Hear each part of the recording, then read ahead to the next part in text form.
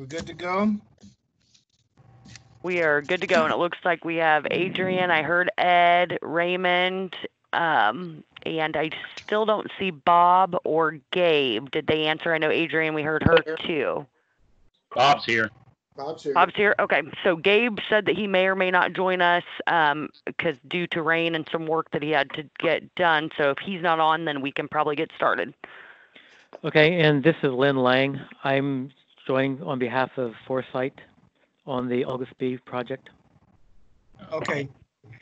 So, Mr. Lane, we will the chairman will introduce you all as your project come up. I think their first order of business is to establish their quorum and start the meeting. And when your project come up, he'll recognize you. Okay, thank you. A lot.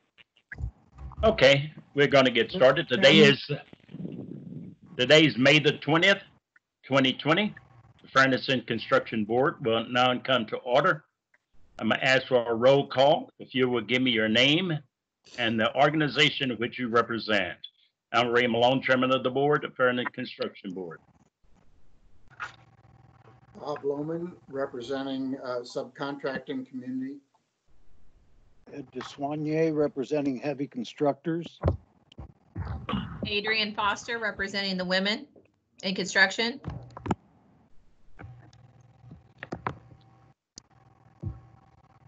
Are there any other board members present?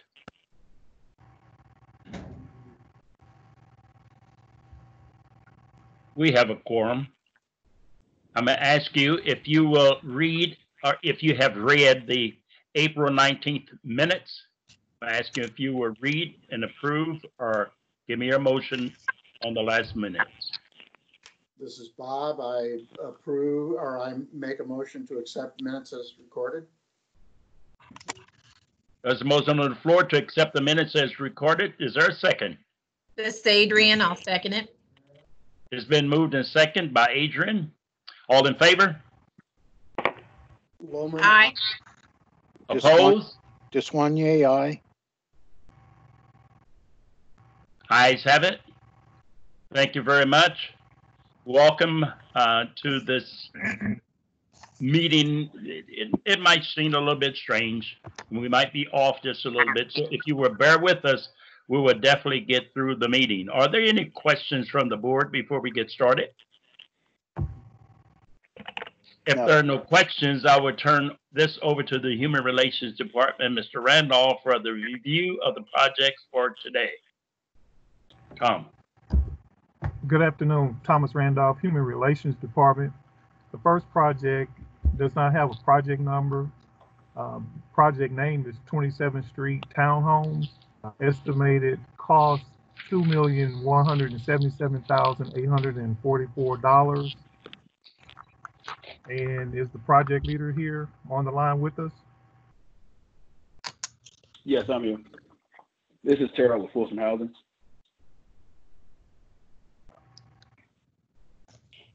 Would you like to give us a report on the project? Yes. Well, I was recently virtually in front of the board last month, and we had to reconvene due to the fact that I think you guys wanted someone from the city here. I'm not sure if Doug Bossert is on or not. However, me and Doug have been in conversation and made some revisions to the construction numbers and the participation percentages. So today before you have a request for 15% on the MBE side and 10% or 13% on the WBE side.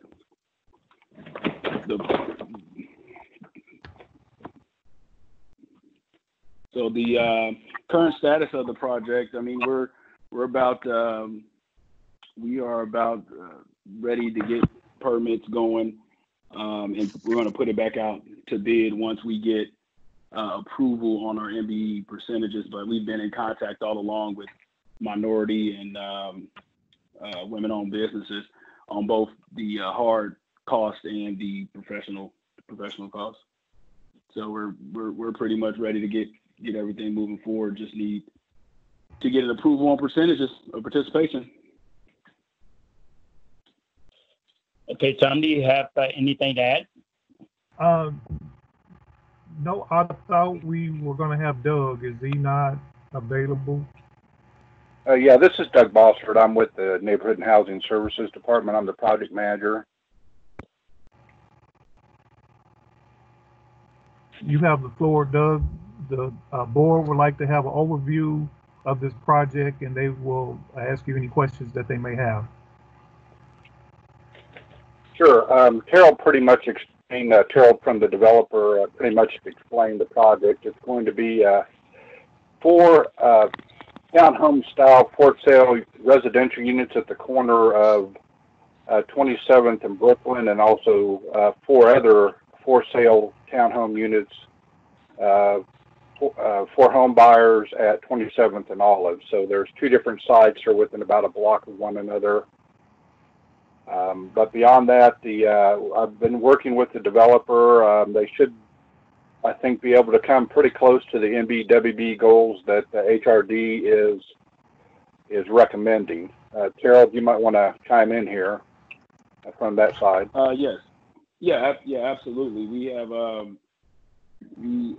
as I stated, we've been in conversation and actually have some really good numbers from some MBEs and some WBEs, kind of preliminary numbers already that we're ready to go into contract with once we put it out to bid officially and get everything firmed up. So I'm pretty confident we're going to be able to meet the requirements.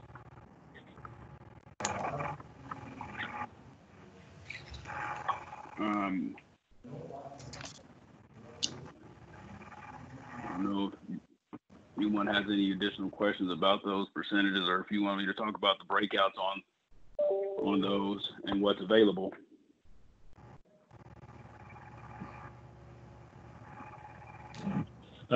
Tom, you want to give your analysis and then we'll go to the board? Sure. The project leader had recommended 13 and 9, and HRD is recommending 15 and 3. And we segregated out the site utilities, finished carpentry, plumbing on the M side, and on the W, we segregated out the concrete. And we came up with 15 and 3, and there's availability in all of the noted items of work to be performed on this project. Earthwork, masonry, carpentry, and roofing, and HVAC. And so our recommendation is 15 and 13. There are contracts out there that there was one for $5.1 million, which was closed. It's called the Rose Hill Townhomes. The goals set were 15 and 10. CUP was 15 and 10. And it says current achieved 5 and 5. I'm not sure what that 5 and 5, and probably 15 and 15. I'm not sure why there's 5 and 5. Project number 2 was New Bern Apartments. That project was 10.9 million. It is closed. The goals were 15 and 10. The CUP was 15 and 10, and it achieved 28 and 11. The last project was the Faxon School Apartments, 5.1 million, closed. It is closed. The goals were set at 15 and 11. CUP was 15 and 11, and they achieved 23 and 6. And that concludes our report on this project. Okay, board, do you have any questions from the board? Mr. Chairman. Oh, go ahead, Adrian. Well, first, I just want to say Skip Hutton's trying to log on. He's having some trouble, so if someone's from HRD, that'd be great. Yeah, just forward. Yeah, no problem. So I just want to make a point of clarification, because at first it sounded like the goals from HRD was 15 and 3, but it's really 15 and 13 that they're recommending.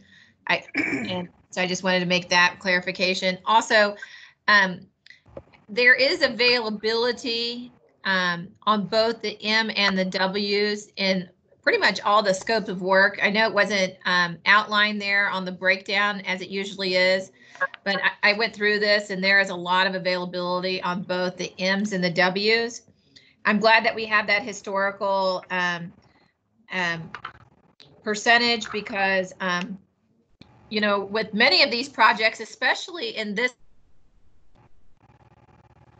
month's packet, oftentimes we could actually switch these numbers between M's and W's. And I'm glad we have the historical numbers, like I said, that showed the 28 and 11 and the 23 and the 6. The only skew, what years were those? Could I ask that? I apologize. That question's to you, Tom.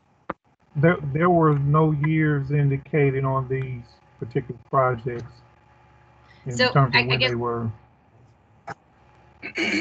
No problem. The only reason why I will be asking that is because we have increased the number of W's in many of our scopes, just as the M's have. So I just want to make that point across because I went through all of these and all the different scopes, and I'm just saying that we could often now turn, you know, where it says 15% M, it could very well be 13 and 15 because of the number of availabilities in all the different scopes. That's the only point I wanted to make today. Thank you.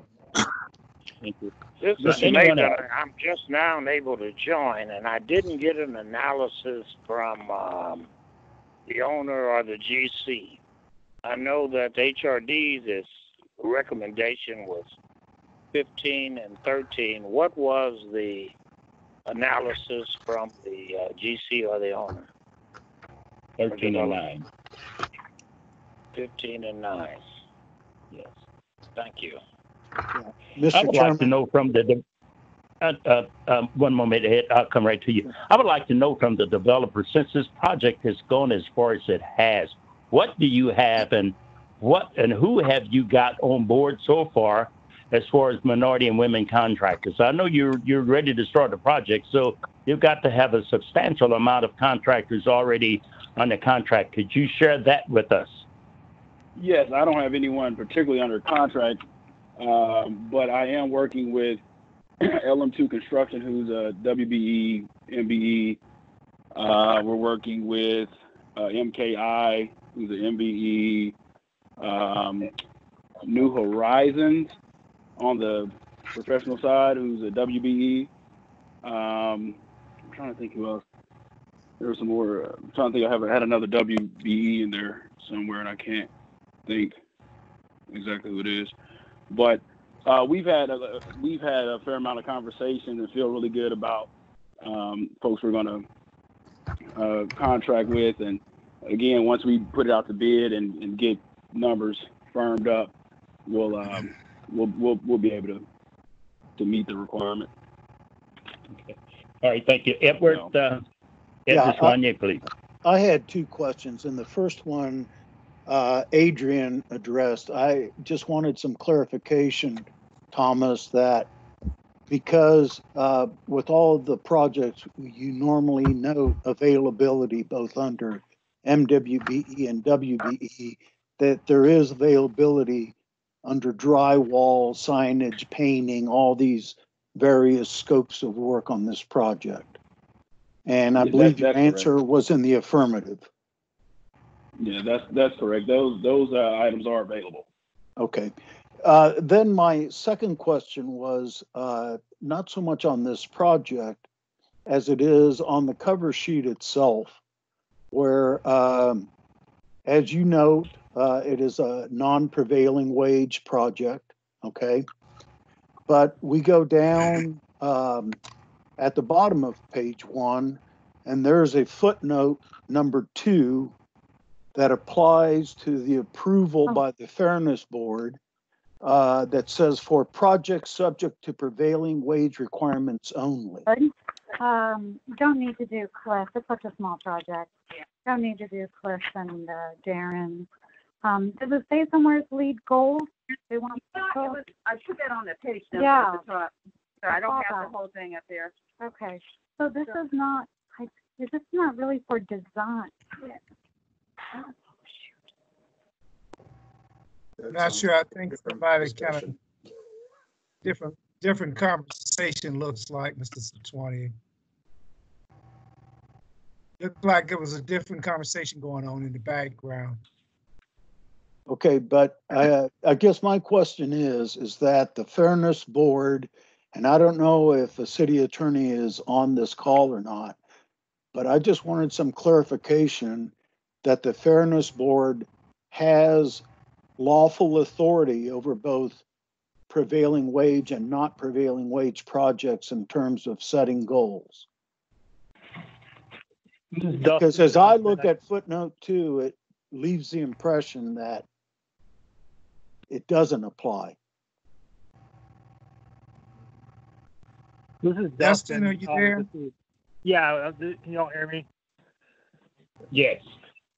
Okay. I mean, to me, it's around, so long as it meets the criteria of going before the board, it's irrelevant whether it's prevailing wage or not. I mean, so long as the thresholds are met, that's the determining factor, not whether it's a prevailing wage job or not. If that was the question, Ed, if I understood you correctly. Okay. All right. Thank you, Dustin. What about number 3? Federal and state grant agreements may require granting agency approval of contract goals. I mean, what does that mean? Were you referring to which agency does that mean, Joe? Yeah. Does that mean an agency has oversight of the goals we set?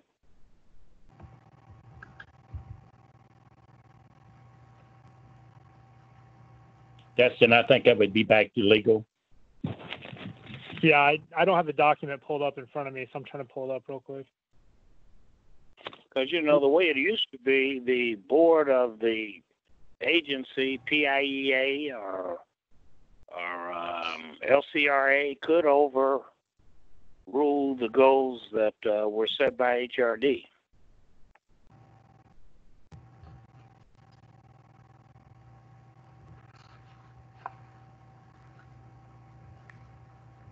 So is your concern is by... Mr. Chairman and members of the board, while Dustin is pulling the document up, I think one, from an administrative standpoint, these forms probably need to be updated with these different footnotes that you see down there. So I'll let him respond to Mr. Maben's question, but it looks like the forms just probably need to be updated. I think that'll solve a lot of that particular question. Okay. Because right now, Mr. Maben, fairness, all the statutory projects flows through the Fairness Board for goals. I just wanted to be sure. Thank you. So we could delete footnote number 2. Yes, sir. This is Dustin. I suggest doing so. Yeah.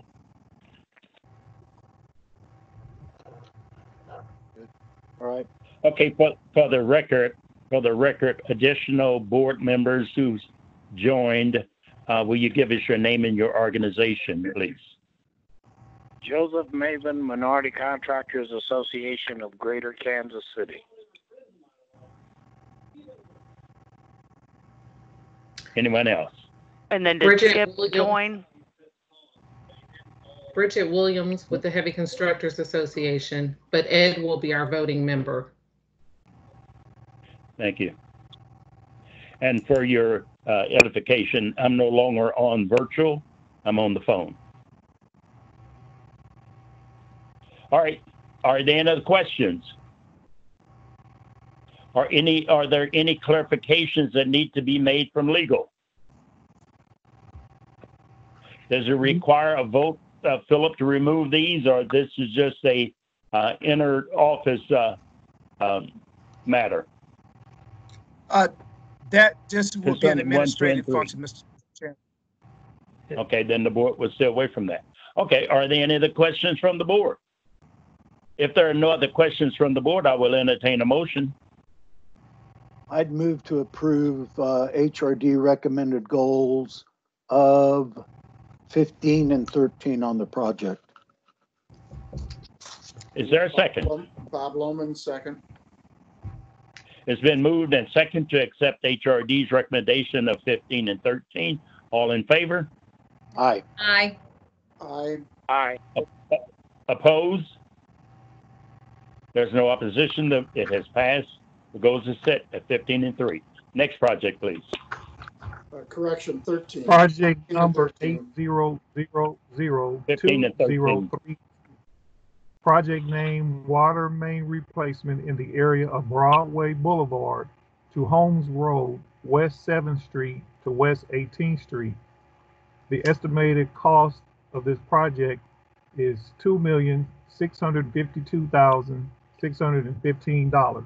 Is there a representative here from the Water Department?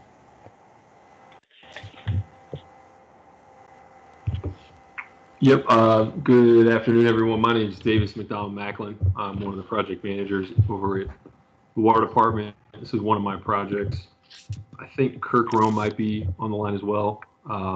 So we've got some representatives here, but I'm excited to have this project up for the goal request. It's over there. Well, it's kind of where you guys are, where we normally meet. Kind of runs near Sprint Center, runs near the Kauffman Center, kind of runs near the police station. It's kind of all in the downtown area, so it's kind of been an interesting project. But it looks like the board put the percentages at 10 and 7, so that's kind of what I had originally. The only difference was I think the board removed record drawings, so it was just $7,000, so it's kind of nominal there. But nothing really that interesting about the project, other than since we are in that downtown corridor, everything's kind of tight. So there's a few segments where we're going to try to either replace the main in place where it was originally, and just kind of make sure we're not going to.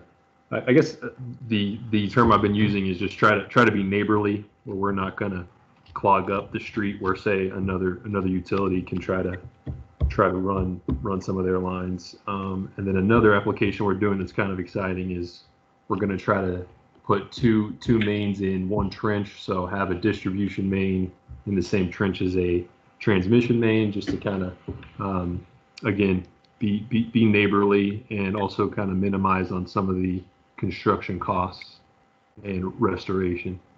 But that's really it for this project. Did you guys have any specific questions about it? Sorry, this is questions Adrian. at this. Go right ahead, Adrian. I was just going to Skip Hutton's trying to talk to us, but he needs to hit the unmute button.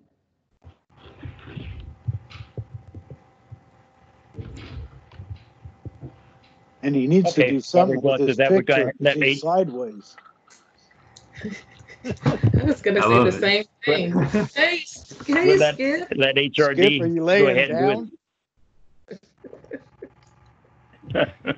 We're going to let HRD go ahead and do this analysis while Skip tried to get tuned in. If someone wants to try to call him on the side and help him along, I would appreciate it. At this time, I'll turn it back over to Tom. The project leader recommended 10 and 7, and HRD concurred with that, but we made a few changes in our segregation here. We agree with the asphalt pavement on the M side, and we're consistent with the pre-construction photos, construction staking, and traffic and trucking. We agree with concrete, and we removed the record drawing. Still came out with 10 and 7. There's availability and all of these respective trades. And it appears that we were only able to locate one project that was closed back in 2013. Water main replacement on Holmes Road is 66 Terrace to 79. And it doesn't have any goals on it. CEP probably wasn't put on those at that time. I'm not sure, but that's our report. We're recommending 10 in this project. Okay, thanks, Tom. Board, questions? Well, this is Bob Lohman. I mean, we've been doing water main replacement projects for the last 5 years, so I know there are projects out there, but they all have similar goals. So I'd like to move to accept HRD's recommendation of 10 and 7. Second. There's a motion on the floor to accept HRD's recommendation of 10 and 7. Is there a second? Second. It's been moved and seconded by Mr. Deswanier to accept the recommendation of 10 and 7. All in favor? Aye. Aye. Aye. Opposed? Ayes have it. The recommendation for this goal is set at 10 and 7. Next project, please. The next 4 projects are, hold on. Okay, the next project is 89060-766 2021 CWA Go Bond North Sidewalk Repair, estimated cost $2 million. Is the representative for Public Works on the line with us? Mr. Chair, this is Bob Yes. Lohman. Yes. The next 2 projects are virtually identical. Can we hear both of them together? Yes, we can. Good afternoon. This is Uday Manepalli with Public Works, project manager for the 2 projects which we are discussing about. Thank you for your time this afternoon, the board. The first project is the Geobond sidewalk spot repair program for north of the city, and the second one is similar project south of the city, south of the Missouri River. We have a goals identified as 15% and 10%, and HRD also said it's going to be 15 and 10%. I would be happy to answer any more questions. Okay. I have we have on our sheet showing the department also has a recommendation of 15 and 10. So, Mr. Randolph, if you would read both of those numbers, and we'll be looking at those concurrently to vote on those as same. Sure. Project number 3, 89060-766 2021 CWA Go Bond North Sidewalk Repair in the amount of $2 million. And number 4, 89060-848 2021 CWA Go Bond South Sidewalk Repair, the amount of $2 million. Thank you. Now, Okay. may I ask do you have an analysis that you want to add to the project, Mr. Randolph? Yeah, that question. how many locations are we talking about? We are on the north project, we are looking at 26 blocks. I can't hear the answer. There's an echo. Yeah, is there someone who needs to mute their phone to stop the echo? It may also be somebody who is basically getting audio both from a phone and from a computer. So on the north side, we are looking at 26 blocks, and on the south side, we are almost looking at 30 blocks.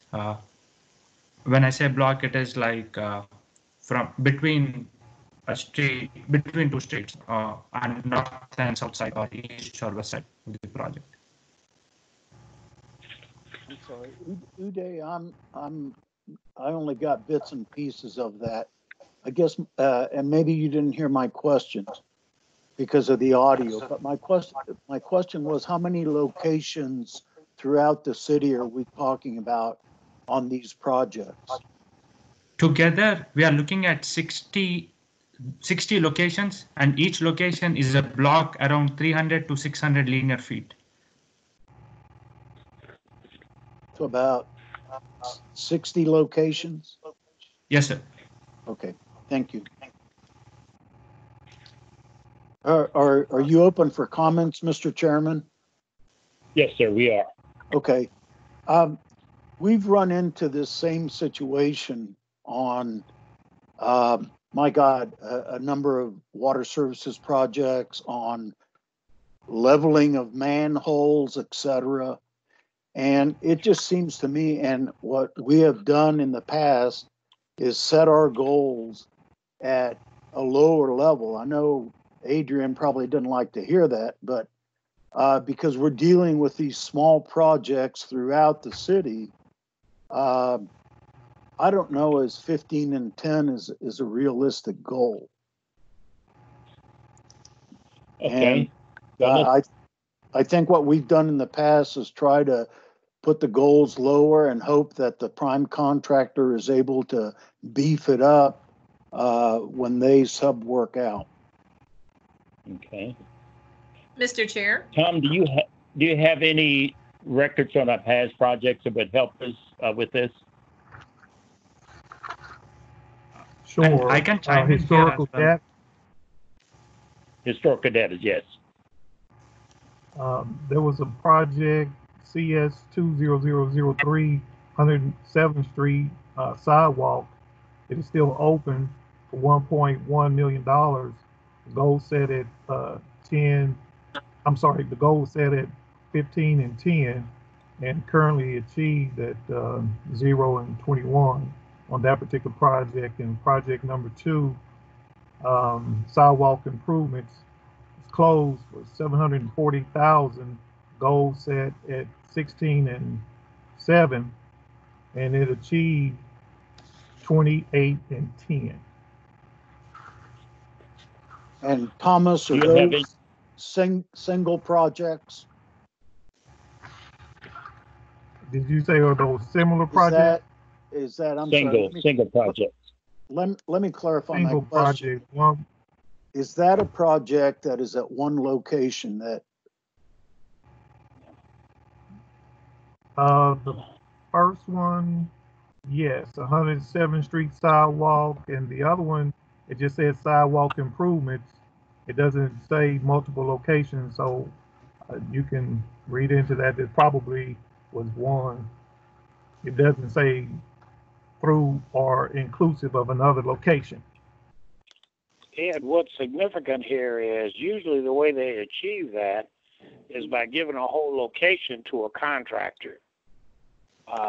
And the way we have it broken down is just not the way it'll be achieved, because it wouldn't be efficient for one trucker to follow them around, hoping for a piece. So I do agree that they may achieve more than what the goal is, but to set it at 15 and 10 might be a little high, given the way the jobs will be actually built. Yeah. It'd be different for a minority contractor to bid the trucking, for example, if you've got 60 different places that you're going to install a sidewalk. Yeah. Mr. Chair, this is Adrian. Yes, Adrian.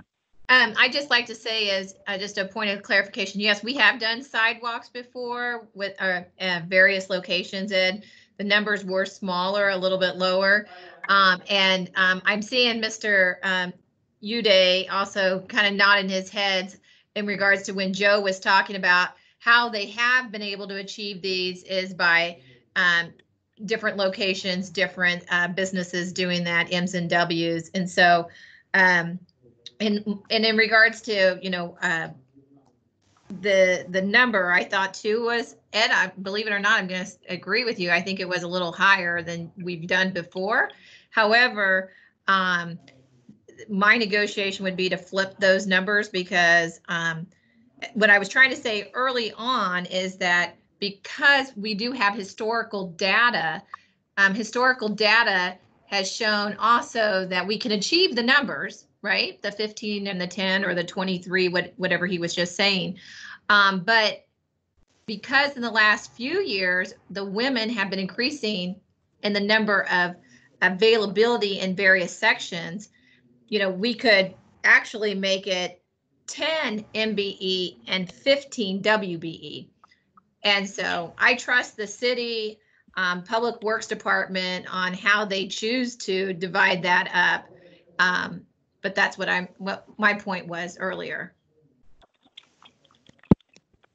But that's a tough one to do, Adrian, to compare, because you could have one WB you give all the work to as opposed to spreading it around. So it doesn't really reflect the availability of WBs in the marketplace is the only comment I would make to that. And I would just say in rebuttal to that is there is availability in all areas for M's and W's. And again, going back with your methodology and what Public Works has done before is, dividing it up into certain areas, projects. So for this many blocks, we're going to contract with, X, Y, Z. And for this many blocks, we're going to, so we're spreading it all out. And I mean, I'm not here to micromanage Public Works Department. They know what they're doing. They've done it in the past, and we've done other similar projects like that. And so I trust what they're doing. Well, Mr. Chairman, I think to continue the discussion a little bit further, I'm going to move that we set goals on both of these projects at 10 and 7. And making that motion, it's hopeful that the prime, whoever gets this work, is able to turn in much higher numbers. But I think 10 and 7 falls within the precedent that we've had with this board on these citywide projects. And that's my motion, 10 and 7 on both projects. I'll second that. There's a motion on the floor to accept a goal of 10 and 7 on both projects, and it has been seconded by Mr. Maven. All in favor of 10 and 7, signify by aye. Aye. Aye.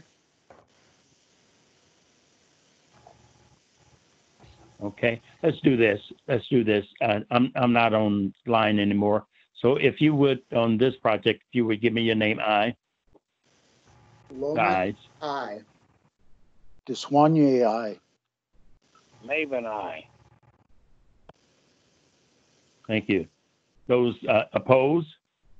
Foster, no. Okay.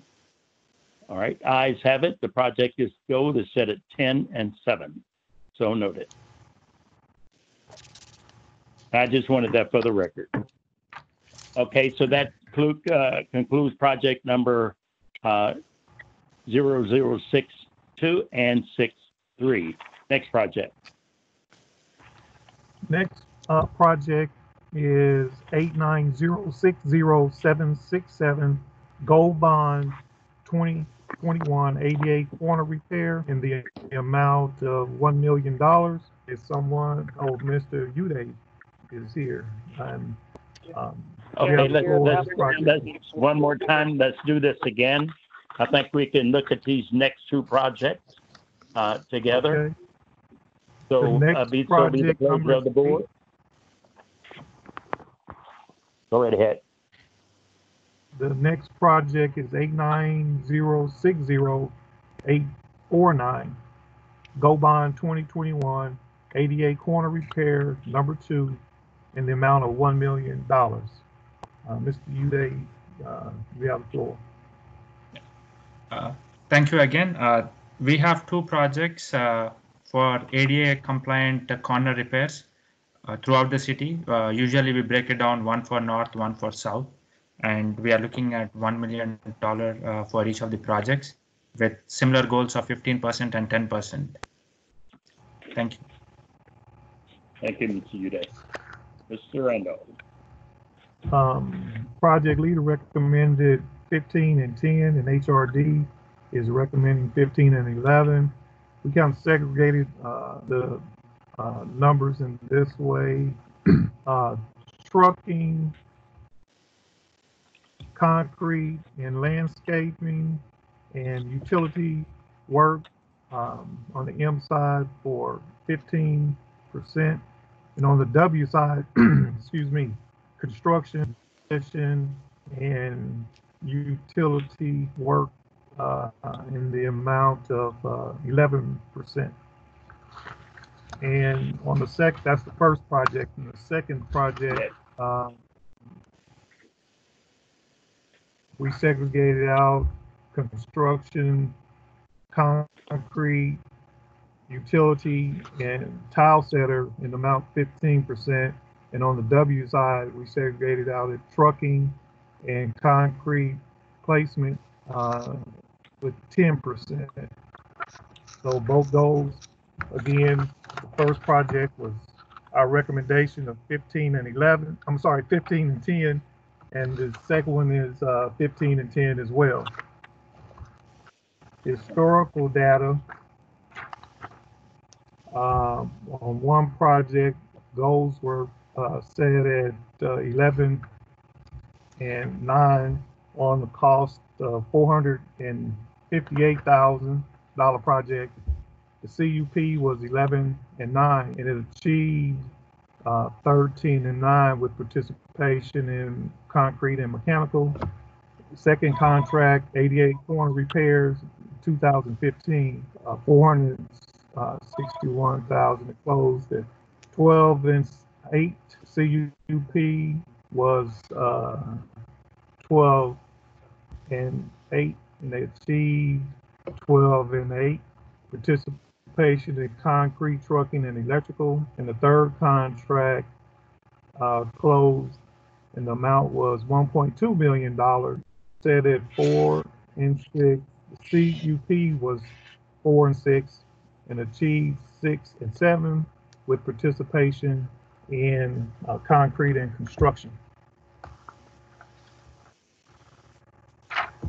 And on the second project,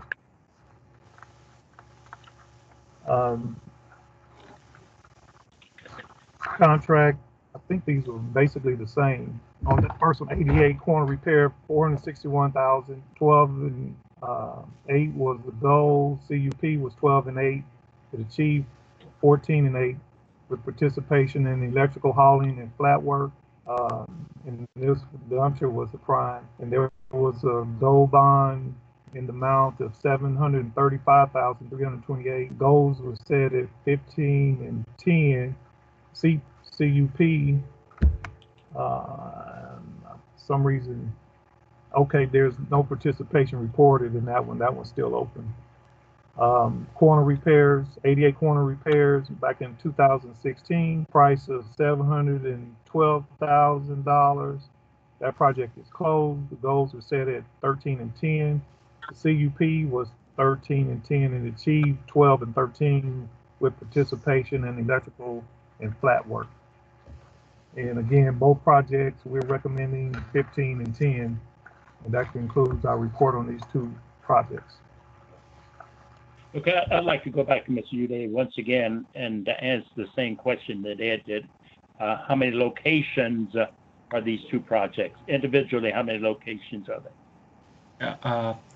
We have like 350 corners. I can't specify the locations wise, but overall we are looking at 350 corners. So okay, all right. And now the next question back to HRD. In comparison, the analysis that you gave us is a comparison. Are they like type of projects with multiple locations or one location? You have any of that information? It doesn't say, Mr. Malone, how many locations. It just gives us the total when we actually go into the system, unless it identifies, for example, on the other projects that I'm aware of, it might say Trues to Prospect, for example, but it doesn't tell you generally how many locations there are when we even pull that up in the system. And that information is not available on it. Okay. I just thought that was something the board might want to know and take into consideration as well. Yeah, it would seem like Public Works would have some idea. It's almost illogical to assume that these projects were at one or two locations.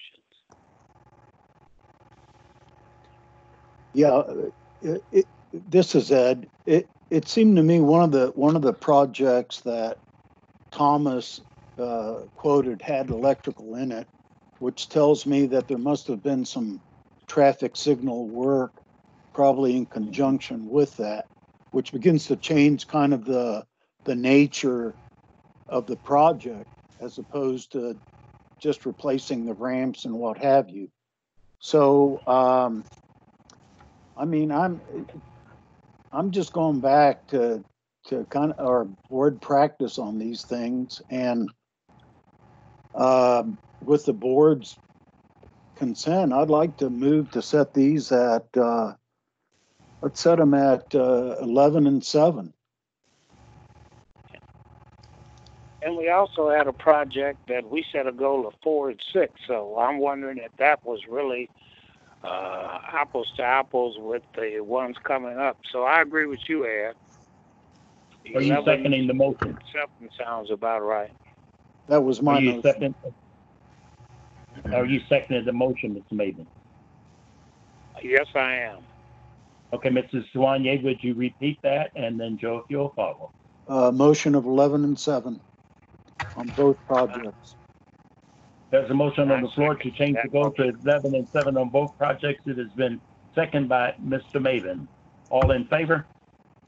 By name? Just Soigné, all in aye. favor? By Maven, aye. Foster, aye. It's been moved and seconded that the project goals be changed to 11 and 7. All in favor? Aye. Aye. Aye. Opposed? Ayes have it.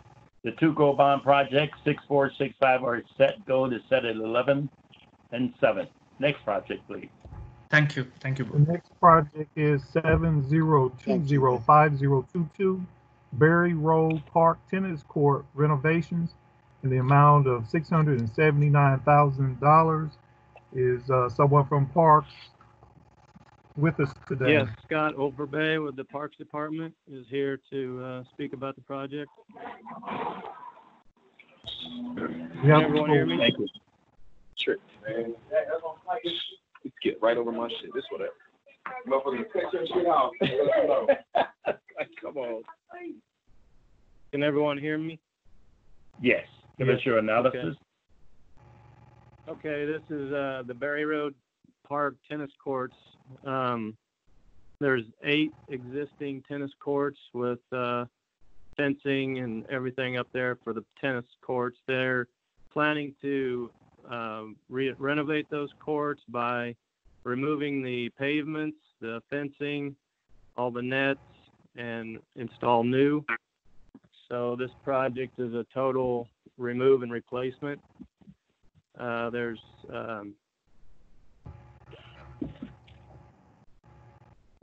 54,000 square feet of court surface.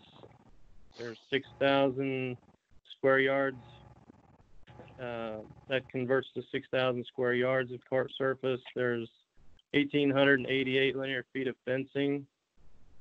There is about 4,300 square yards of turf restoration. There's 12-inch concrete curbs to go around the courts. About 1,800 linear feet of concrete curb. And so that's the main focus of the project, is to replace those courts with all new. It would be asphalt courts with the color coding and striping. And then all the footings and curbing would be concrete. And then the fence posts would be set in concrete footings as well. Okay. All right. Sounds good. Thank you. Mr. Randolph. Project leader had the goal set at 14 and 5 with work in demolition and fine grading and seeding on the M side, and on the W we had work in surveying. HRD evaluated and came up with 12 and 7 with work in demolition on the M side, and work on the W side in surveying and fine grading and seeding was 7%. And so we're recommending 12 and 7. There is availability in all of these scopes of work as it relates to each one of the trades. As far as historical data, there was a project at the Truman Sports Complex, which is closed. The goals were set at 10 and 6. CUP was 10 and 6, and it achieved 23 and 10. There was plat purchase Park Sports location. It is closed, amount 619,000. The goals were set at 17 and 8, and it achieved 16 and 7. And the last project, 2013 spray ground improvements, $750,000. Goals are set at 14 and 5. CUP was 14 and 5, and they achieved 28 and 5. That And all of concludes those our projects were tennis courts? I can't answer that. It just looks. They don't say tennis court. The last one says spray ground improvements. Of course, that's not a tennis court. What I'm trying to say is, tennis courts are specialized even for the asphalt. So maybe we're not comparing apples to apples here.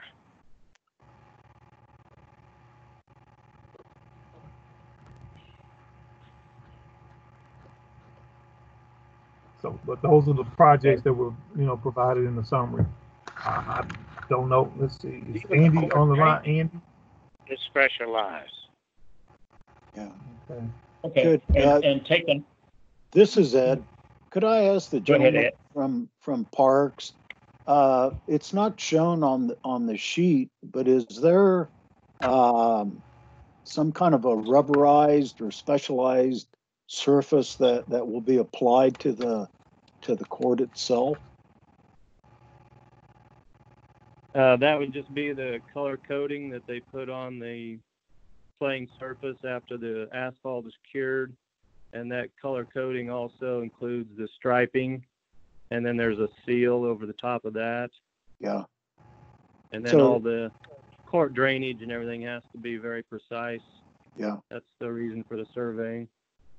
So is that kind of falling under the work item of court painting? Yes. Okay. What kind of contractor do you anticipate or have you been using on these projects? Usually there are several different subs. They'll do a lot of the footings and curbing with a standard concrete supplier. And then there's also the asphalt crews. Usually they come in, and if it's an existing court that you're overlaying, they would treat all the cracks, seal the cracks, put down a 2-inch binder course of crushed stone, and then also a 2-inch layer of asphalt. And then after that, you would apply the color coating and the striping. This project's all new construction, so basically it's going to be putting in the concrete curbs around the courts, put down the asphalt base and asphalt up top course or the playing surface, and then they would color coat that. I hope that answered your question. Basically it is. It's pretty much a concrete or asphalt company would probably be looking at it as a general. They would be doing the majority of that work themselves. Yeah. Board, are there any other questions? The fencing contractor would also be a separate contractor. Yes, yes. Yeah. Okay, are there any other questions from the board? No. Mr. If there are no Chairman, other questions from the... I'm ready to Go make ahead. a motion if I can. Please do. Please do. I appreciate all the work done by HRD on this thing, but I'm inclined to go with the Park Department's recommendations of 14 and 5 on this. understanding that that fence installation, that hopefully there's a WBE that could get involved in that.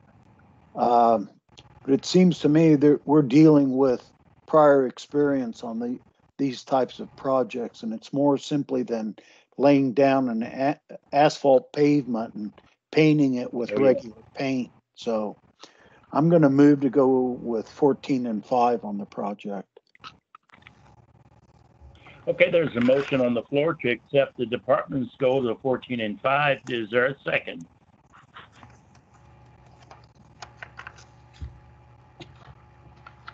If there's no second, then I'll move for more discussion. Hold on. I was muted. A second from Lohman. Okay, it's been moved by Mr. DeSwanier to have the goals set at the 14 and 5, and second by Mr. Lohman. All in favor? Lohman, aye. DeSwanier, aye. Skip Hutton, aye.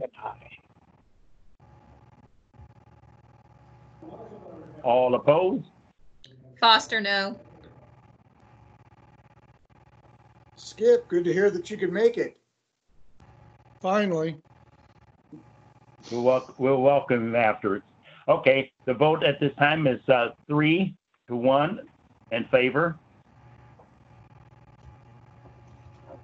With the addition of Mr. Mr. Hutton joining us, that will require a vote for me, and I vote yay. The goal is set at 14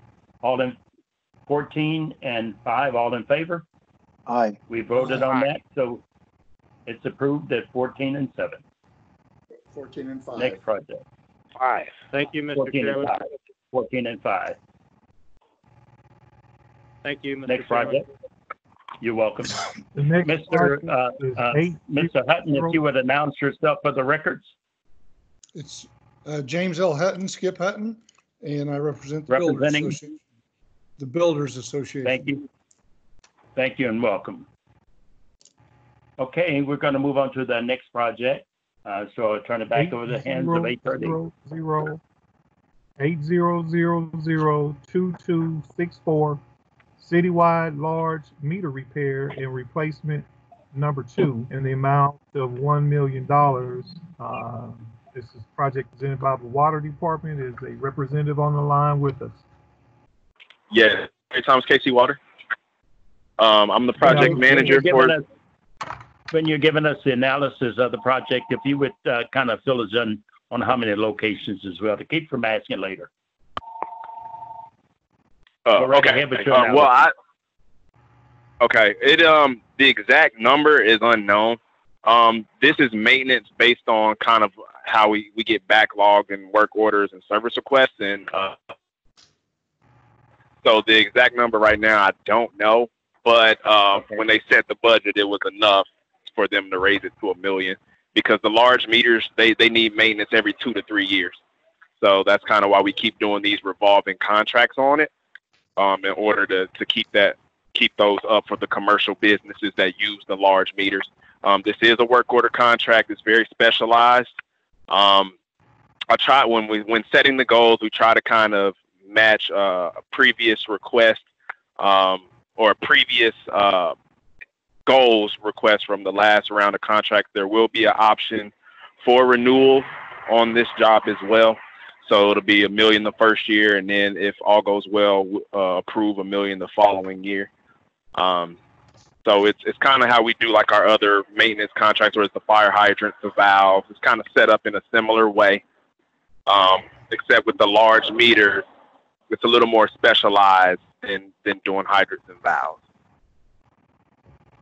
If anyone had any questions about that. Excuse me. How have the goals been met in the past? Have they assigned certain sites to minority and women-owned companies, or? That has been done. Also, it's been used for fuel or seating inside or concrete, because a lot of times they're either it's a meter, so it's either in the grass or it's in the sidewalk. So they usually give sometimes the restoration goes to the minority and women businesses. Thank you. Anything else you'd like to add? Chairman, this is Kirk Rome with KC Water. I'm on the line as well today. If I may, just real briefly, I'd like to thank the board and HRD department for helping us with our water main replacements and all of our other projects. This past year, we were able to meet our goal of 28 miles. So I appreciate everybody's help with that, keeping it move forward. I know HRD does a lot of work in the background with all of the, plan modification requests and goal requests and everything else. So appreciate everybody's help and keeping things moving forward with these teams meetings and everything else. So just want to say that real quick and I'll get off the line. Thank you. Thank you for your addition. Okay, Mr. Randolph, you want to give us an analysis of how HRD sees the project? Sure. The project leader had recommended 5 and 5 with work in trucking on the M side at 5% and 5% on the W side with siding and seating. And we, based on availability, I actually did this project. I recommended trucking and hauling in 100,000 on the M and siding and seating on the W at 10. Historical contracts, there was a citywide water meter infrastructure renewal. I know it's not hydrants, but it's meters that we were talking about. And this particular project was $3 million, and it's still open. And the goals are set at 7 and 6, with CUP at 7 and 6. Of course, no achievement because the project is still open. Project 2 was a citywide large meter replacement, 600,000, which is closed. Those were set at 5 and 1. CUP at 2 and 5. They achieved 3.4 and 2.5. Again, we're recommending that the goals be set at 10 and 10 on this particular project, and that concludes our report. Are there any other projects you've had where you've had similar type of goals that were either met or CVUP came in on? Equal size dollar and the dollar amount? Yeah, the $3 million project, the goals were at 7 and 6, and the CUP was 7 and 6, and that project is still open. And the second one was citywide, a large meter replacement, and that one is closed. And the goals were 5 and 1, and CUP was 2 and 5, and they achieved 3.4 and 2.5, and that was a $600,000 contract. Okay, and I asked you, HRD, I asked you, based upon what you're telling me, why would you think that 10 and 10 would be appropriate, based upon your past analysis that you just gave? Because I did it. The reason why I came up with 10 and 10 is because the similar questions that you were asking, and I realized that this would be all over the city, and there will be opportunity for the work to be increased because there will be multiple sites opposed to 1 or 2. Okay. All right. I just wanted to know your rationale. Okay, board, questions. No questions, Mr. Chair, but I'd like to make a motion. This is Bob Lohman. If there are no questions, we'll entertain your motion. I would recommend that we move not HRDs, excuse me, the water department's goal recommendation of 5 and 5. This is Foster, and I'll second that. It's been moved and second to accept the water department's goals of 5 and 5. All in favor? Aye. Maven. Aye. Hutton, aye. Deswanier, aye. Any opposed? Ayes is carried. The goals are set at 5 and 5 based upon the water department's recommendation. Next project. Sure. Project number 622-00517, Overhaul Base Pavement Rehabilitation, $3.4 million. And this project, I believe, is the airport. Is anyone on the line with us? Yes, sir. Mike Waller, Senior Planner, Planning and Engineering with the Aviation Department. Mike, can you give us an analysis of the project? Yes, this is Overhaul Base Pavement Rehabilitation. The KCI Overhaul Base is a 24-hour day facility employing approximately 650 people. The Overhaul Base is a maintenance, repair, and overhaul facility for commercial service aircraft. The project will involve rehabilitation, full-depth repair, and reconstruction of heavy-duty or aircraft-rated apron areas serving the Overhaul Base. The area of rehabilitation is roughly 20 acres of improvements.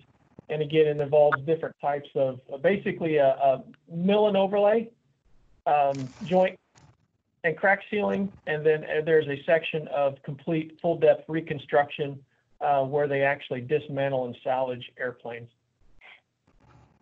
I'd be happy to entertain any questions. Is that off of the 112th Street location? That is correct. All right, thank you. I just wanted to note that that is not right there where the main airport is located, just for those who, for notation. Yes, it's basically I-29, 112th Street, and it's on the east-southeast portion of the airfield property. Yes. All right, thank you. Mr. Randolph. The project leader recommended 13 and 8 on this project with work on the M side, site work, traffic control, and pavement marking, and on the W side, work in demolition, excavation, erosion control, and concrete and drainage, under drain for 8%. HRD came up with a value of 9 and 4 with work in hauling on the M side, and on the W side, erosion control, traffic control, and pavement markings for 4%. And there's work available in all of the noted scopes of work that were identified. Again, HRD is recommending 9 and 4. And historical data.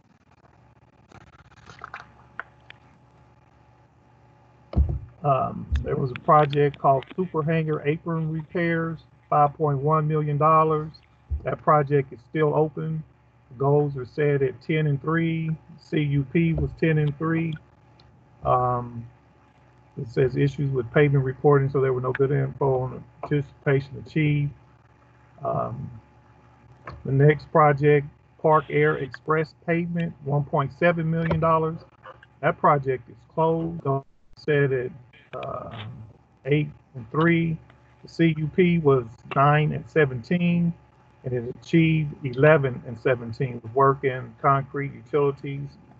The next project was taxiway pavement rehab work, $3.5 million. That project is closed. Those are set at 13% DBE, and the CUP was 13% DBE, and they achieved 14% DBE participation in hauling, landscaping, supplies.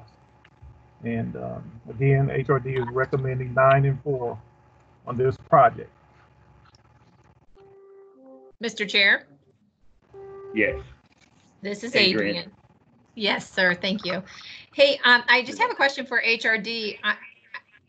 Since historical data, and I know it just sounds like we only have really one that was the 11 and 17 achieved. And I'm not quite sure what happened to the 10 and 3 on the first one, but why would you lower the goals from 13 and 8 to 9 and 4. I wasn't understanding that logic. With availability being there.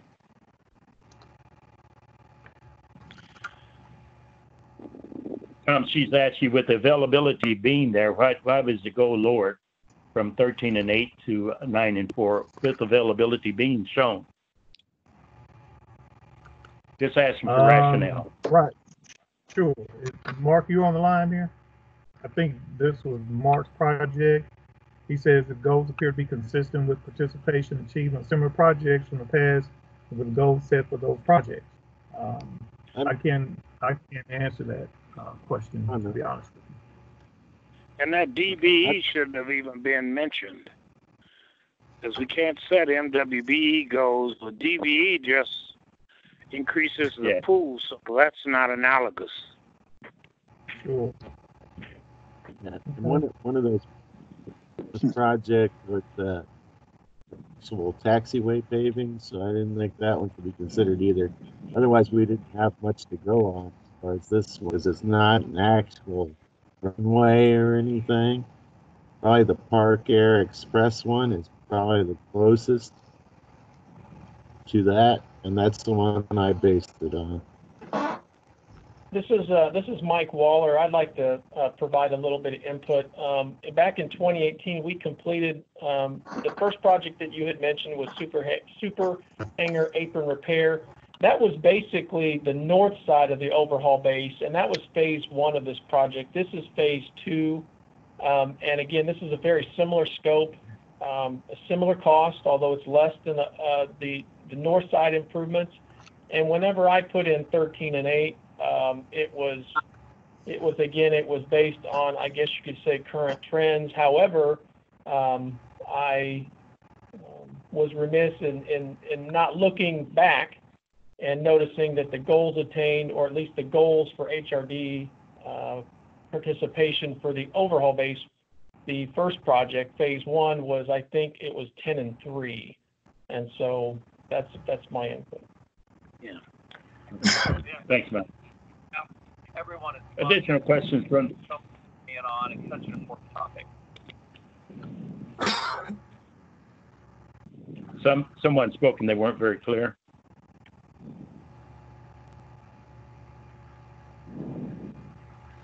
Okay, are any other questions from the board? Mr. Chairman, you look at that $12,000 figure for excavation. It's difficult for me to believe that would be contracted out. Especially if it's an asphalt contractor, asphalt and concrete that got the work. So I think all that argues for a smaller number.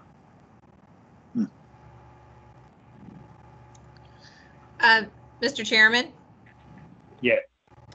I think what I'm hearing from Mike Waller, the senior planner, again, if I could just have a little bit of clarification from him. He did phase 1, and on phase 1, he achieved 13 and 8, and that's why he came up with the 13 and 8.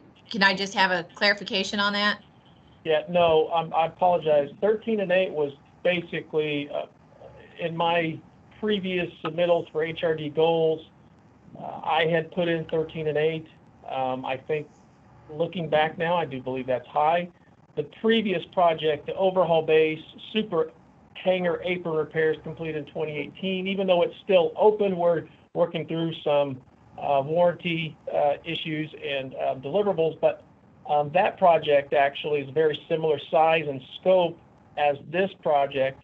It's same project site effectively, and it had a goal, HRD goal of 10 and 3. Ooh. What did you achieve? Mr. Waller, what was achieved on that project? I think it was very close to that. The gentleman who introduced it, I believe he had information on that. He said 8 and 3. Yeah. If you wouldn't mind bearing with me, I'll look in our project folder. Okay. While you're doing that, Tom, you should have that under your CUPs and completion of the project, don't you? The super hanger apron repairs at $5.1 million is still open. The goals were set at 10 and 3. The CUP was 10 and 3. And of course, it hasn't been completed, so we don't know what it achieved. Okay. And then there was the Park Air Express payment of 1.7 million. It is closed. The goals were set at 8 and 3. CUP was 9 and 17, and it achieved 11 and 17. Okay. Thank you. Mr. Chairman. Yes, Mr. Desoignier. I think I'd like to see a little bit more on the WBE side on this project. You know, push them a little bit more. And I'd make a recommendation on this project of 9 and 6. I'll second that. That's Adrian. Okay, there's a motion on the floor to move the project to 9 and 6, and there has been a second. All in favor? Desoignier, aye. Foster, aye. Laban, aye. Blumen, aye. Okay, there's ayes have it. The goal is set at 9 and 6. So noted. Thank you. Next project, the Ogilvy. Let me say this to those of you who received the Ogilvy project. I was a little thrown away myself. There's a folded sheet, a longer sheet for those who got the mail out, in which the details of the project is on a separate sheet. But it's a longer sheet than what we normally would have, just for a point of clarification.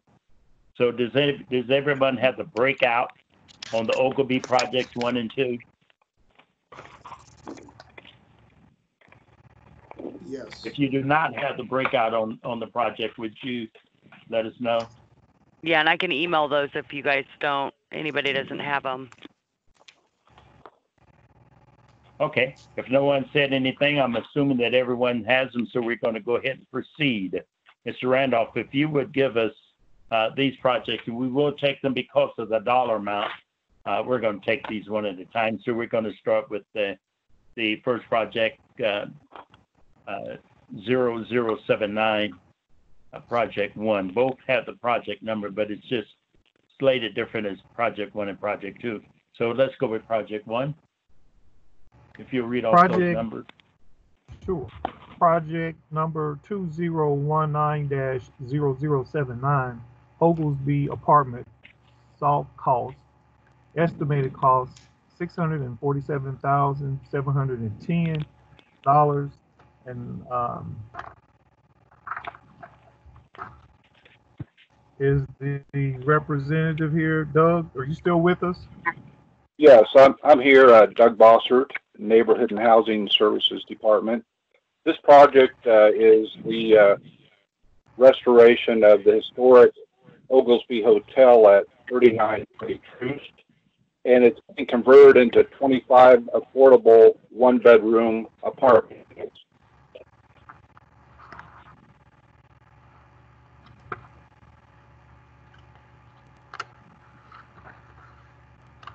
Okay.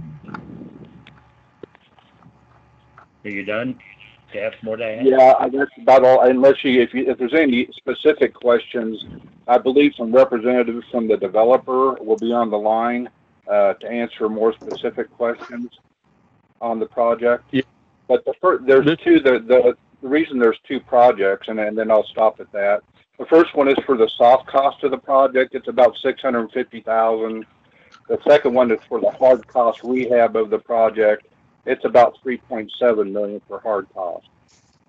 And then if the developer representative is there, they might chime in on that. Yes, this is Dolph Woodman from Dow. Like Doug said, this is a 25-unit historical rehab that Sam and I have been working on since 2017. We have gone and secured historical credits, 4% LIHTC credit, and the city has given us $1 million in home funds. So we are at this point in time. I think what I'm going to say for what you're calling it Project 1, it is the soft cost, but most of it is going to be tied to both project. At this point in time, we have about 80% drawings. We're anticipating turning in our firm submission to MHDC mid-June, if not earlier. Just waiting for a few items to get finalized on our firm submission list.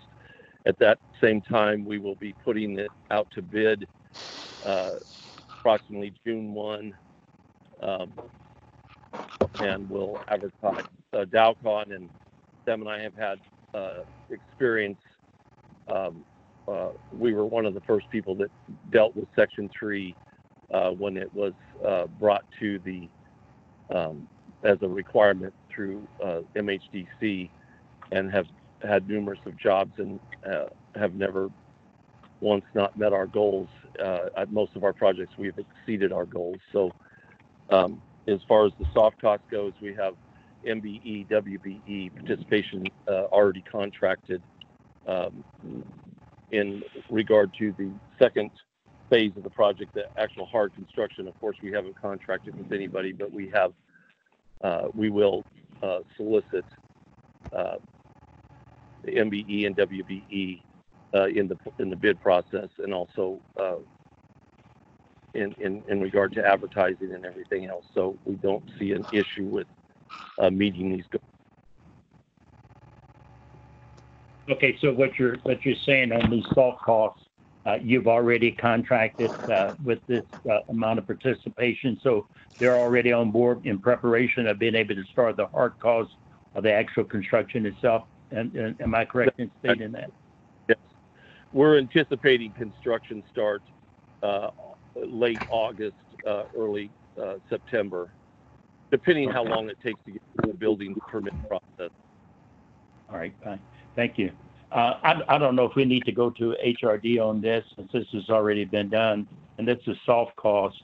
I would like to get the board's input or either an approval of this as we move on to the actual construction. Are there any questions from the board?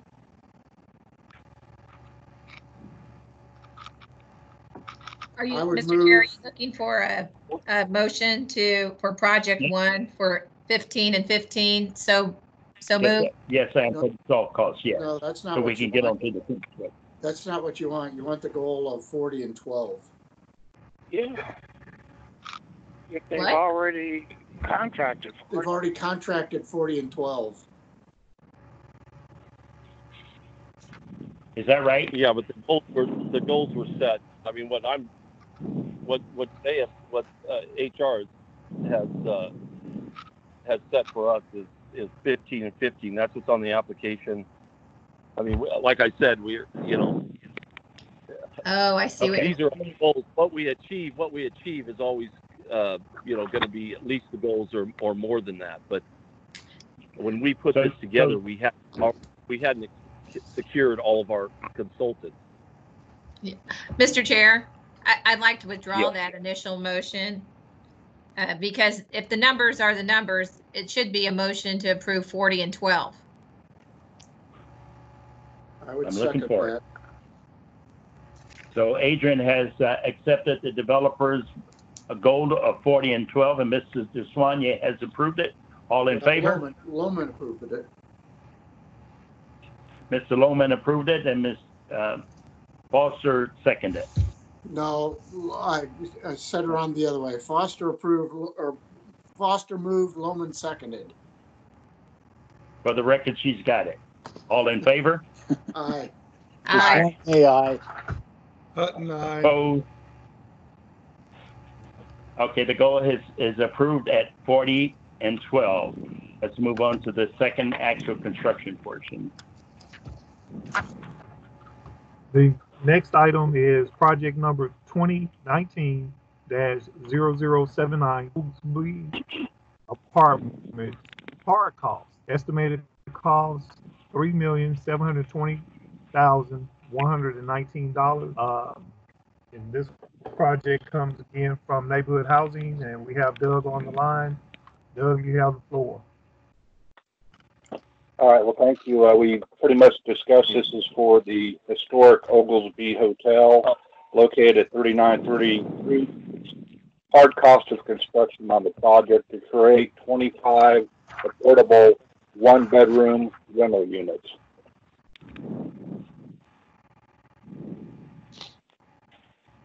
Okay, is that it? Okay, going back to you, Mr. Randolph, you want to give us your analysis? Please complete it. Sure. The project leader came up with 16 and 5 with M work in the area of building demolition, site demolition, carpentry, cabinets, and more carpentry at 16%. And on the W side, environmental, utility, relocation, and signage installation and equipment with a total of 5%. HRD segregated the amounts out on the M side. Work in these lines are kind of small for me. Building demolition, sidewalk. Sorry about that. Sidewalks, carpentry, and drywall, and roofing for 16%. And on the W side, working in environmental, utility, signage, and landscape, and concrete. And I believe that last one is painting for 10%. So we came up with the same calculation of 16 and 10. Historical data.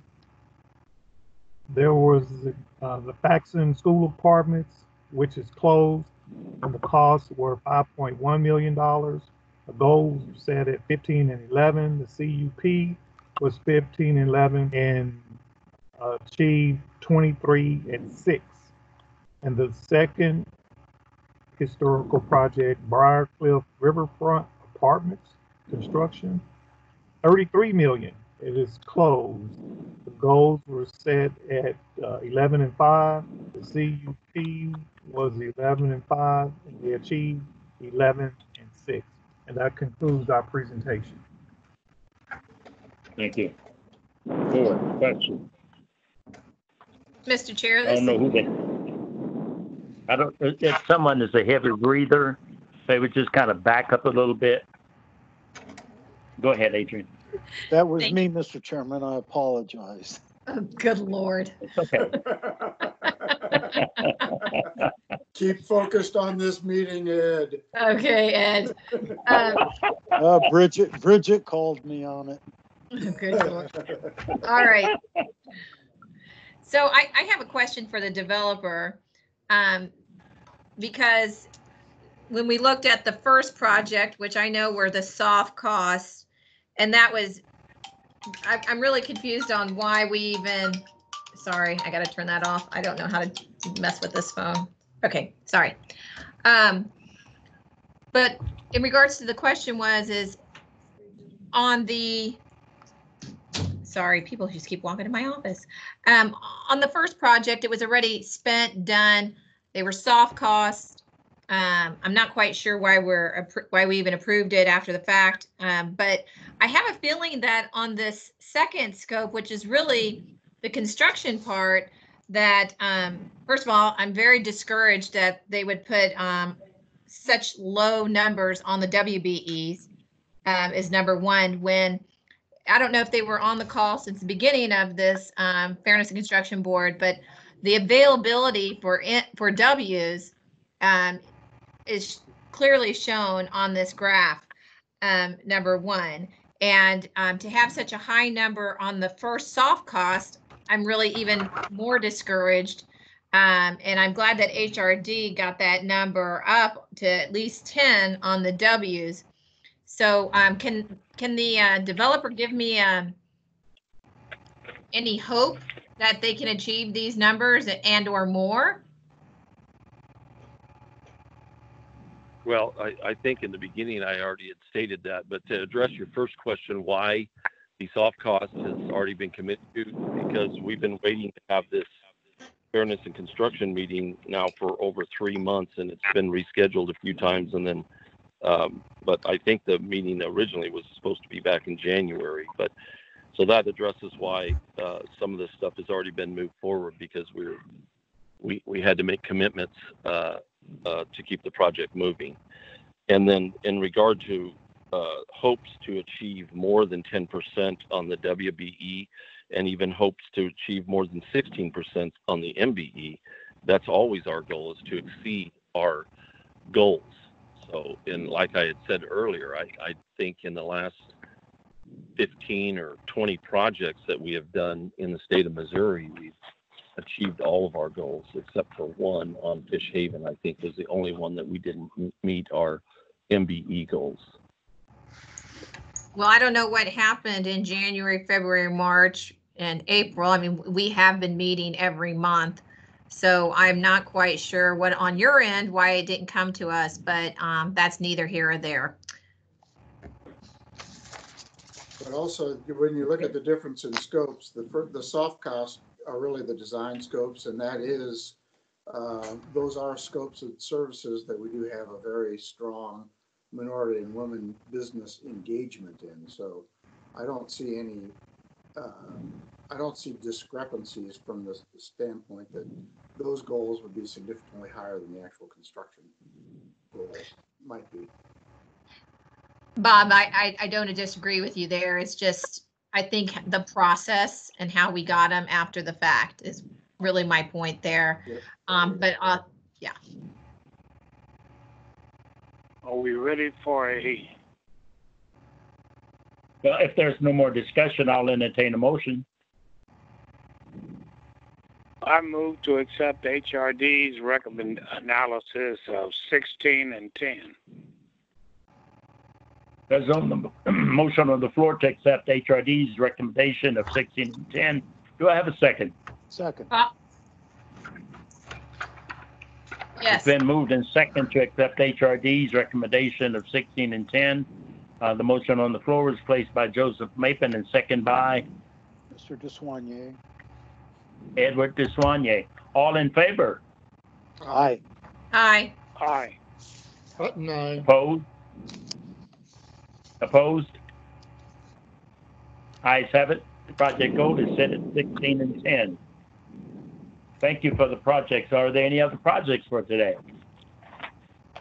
If there are no other projects for today, is there any other business? If there's no other business, our next meeting will be June. Hold on. Whoa, Mr. Malone. Go with it. Mr. Chairman. Hello? Can you guys hear me? Yes. Yes. Hello?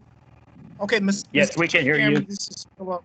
We don't have any more projects, but I think Ashley may have sent you all the reports. And if you have any questions on those, one. I have not received the reports. This is Loman. Neither have I. Neither have I. Nope. Ashley, is Ashley still on? Yes, I think that was just a misunderstanding. I sent them for viewing on Monday, and we did not send those over to you guys electronically. So I didn't know if you wanted me to upload those to Teams, email them to you guys, or send them in the mail, just with them being on the big documents and those type of things. You can upload them to Teams as far as I'm concerned. Okay, that's fine. Paper, electronically is fine. Hey, Mr. Chairman, I've got something other than reports and Sure. what have you. Last week, Mr. Yelder appeared before Transportation and Infrastructure. There's been some turmoil over there concerning the airport construction goals. And apparently there's, the impression I got watching it is that there's some misinformation or breakdown in channels going on out there in terms of we've got council people who think that the developer isn't meeting MBE, WBE goals on that project. And Philip, I heard your presentation. In all honesty, I don't know as I am, after hearing your presentation, I am clear as to where we are on that project. Okay. So, Mr. Chairman and Mr. Swanee and members of the board, the presentation that I gave last week at T&I, we reported what we had, what had been approved and award contracts to MNWBEs to date.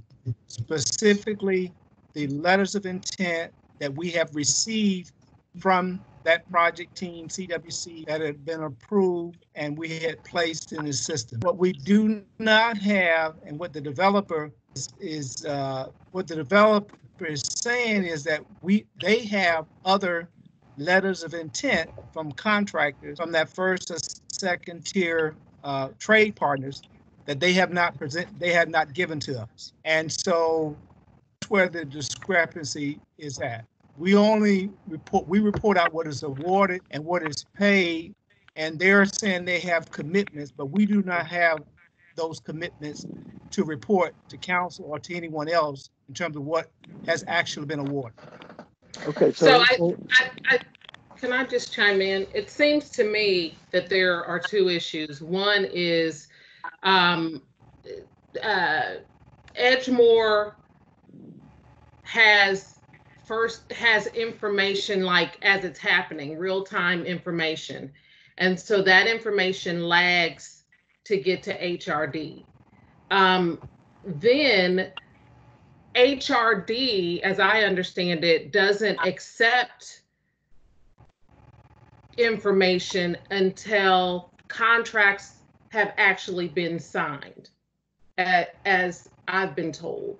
So I think that's Bridget, state your name, please. Oh, I'm sorry. This is Bridget Williams with the Heavy Constructors Association. As I understand it, so I think that's one piece of the big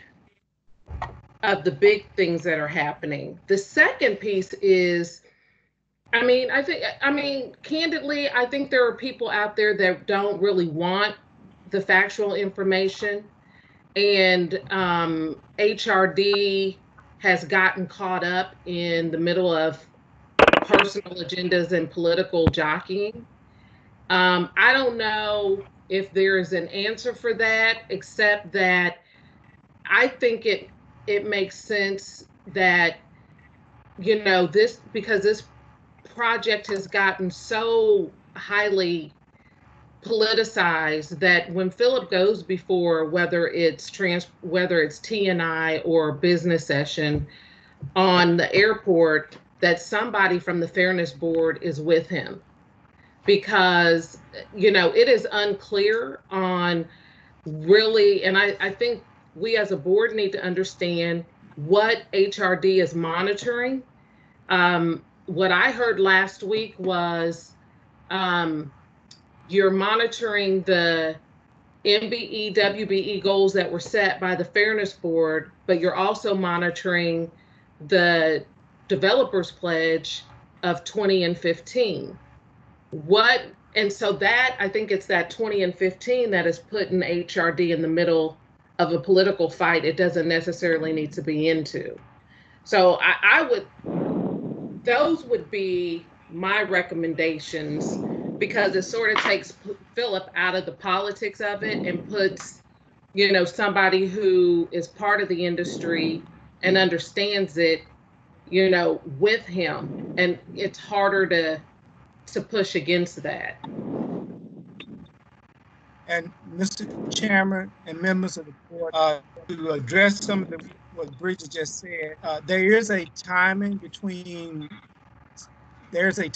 between when they receive a contract or receive an LOI and the time that is given to us. Now, I don't know, but usually we approve them within a week after we receive them. So whatever we have in the system is what we have what has been given to us, what has been signed by both the minority firm and that first tier or second tier contractor. The process is identical to what we do in the city now in terms of we count the award amount as when we receive the contract utilization plan, when we receive the letter of intent. And as I stated, I think the challenge is right now is that Edgemoor, CWC, they have commitments from firms or they have commitment.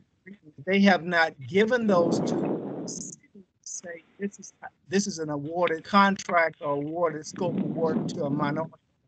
Therefore, we're just unable to count that. In terms of the personal agenda, we only report out what's given to us. So, and even in the reports that we present to the to T&I, I mean, we're having weekly, monthly conversation with CWC, so they are aware of what these reports are. They are aware of the numbers are. They're aware of the not so much availability. They're aware of what utilization is to date. So we do talk to them, and they talk to us, and they both report out. Philip, my comment about personal agendas was not directed at you. The comment about personal agendas is the fact that you have people from the community that want to continue to raise issues around this. And then you have people some are on the council that don't necessarily care about factual information, that you're getting caught in the middle of their personal agenda. So it wasn't directed at HRD, but I do think as long as there's not a recognition that, I mean, for example, there's $70-something million, a $79 million contract, I think it is, by J.E. Dunn. J.E. Dunn has been in this community for a long time. He's in the system at 79 million with 0% MBE-WBE, because the contracted amount for that specific scope had to be inputted into the system before the LOIs were actually in place for the MBE-WBEs. So you have an extra layer on this project because you're going through the bidding process, and then KCAD has to approve it, and then it has to go back and the LOIs have to be sent. So yeah, there is a lag time, and I think we have to figure out how to deal with communicating that, yeah, this is what we have in the system, but we know there's participation coming from these other scopes. So what I hear is happening is that due to your system, Phil, there are some gaps that occur as to when you're able to input that information in.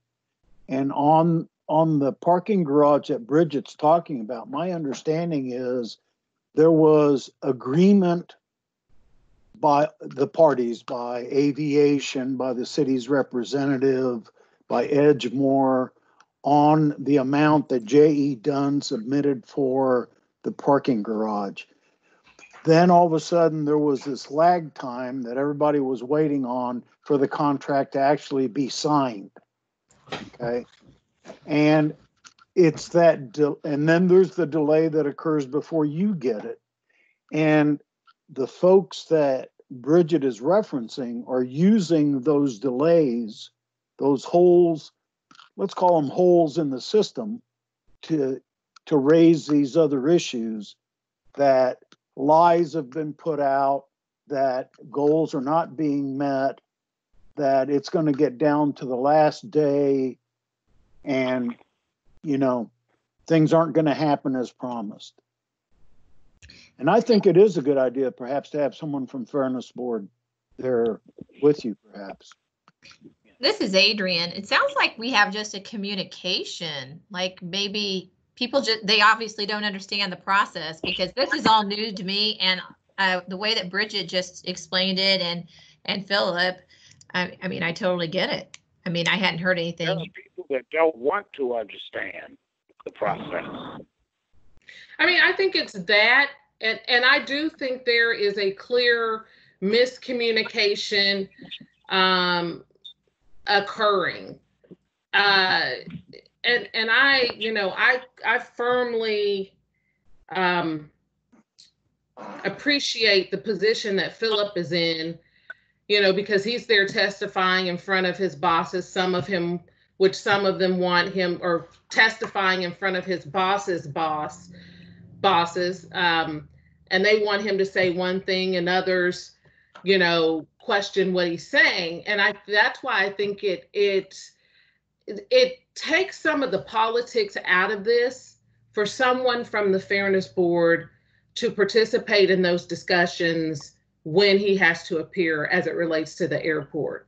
Because one, you can defend why the goals were made at 15 and 9 to begin with. And you know, to the point of the 20 and 15, you know, the developer made a pledge to achieve 20 and 15 on this project. They also will be penalized if they don't achieve 20 and 15. I think it needs to be clearly stated that that HRD's role in the monitoring of this project is for the 15 and 9.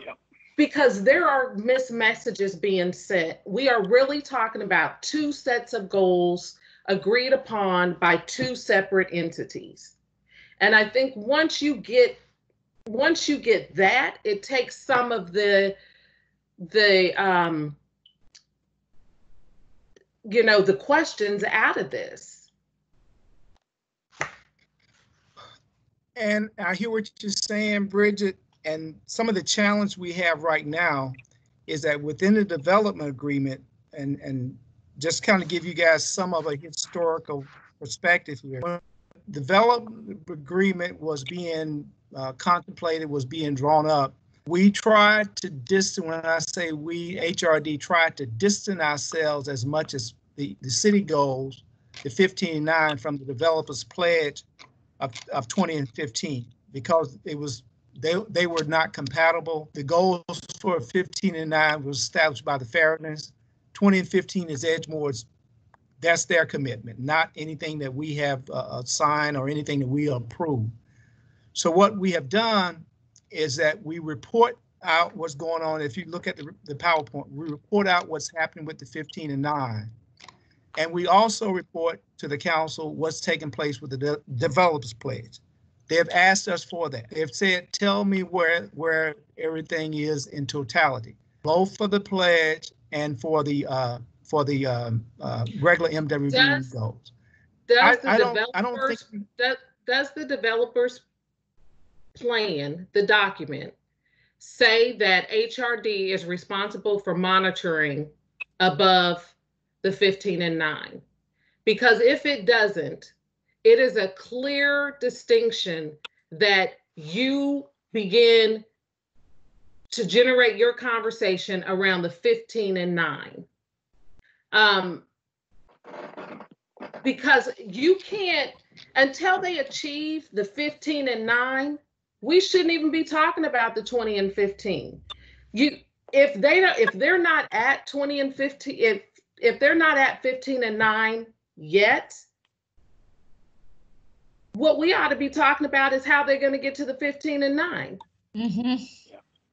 And I agree. And that's what we have tried to communicate to council, is that here's what we have, but it's incumbent upon Edgemore to make the argument how we're going to get there. And I think, going back to your initial comment, there are just some who may not perceive that however they're going to look at it, they're going to get to the 20 and 15, or even to the 15 and 9. So I stay away from that part. The only thing I'm really focusing on, the only thing I'm really trying to report out, what's happening with the 15 and 9. When I report out on the 11%, that delta, you know, I don't think there's going to be an issue with them meeting that 11% on the developer's pledge. I don't think between the 15 and 9 and 11%, they're pretty much there now based on the information they've given us. But The 15 and 9, I think, is where the challenge is at, and that's what we're trying to tell them. Now, in the developers pledge, we agreed that, hey, we would meet weekly, we would meet monthly,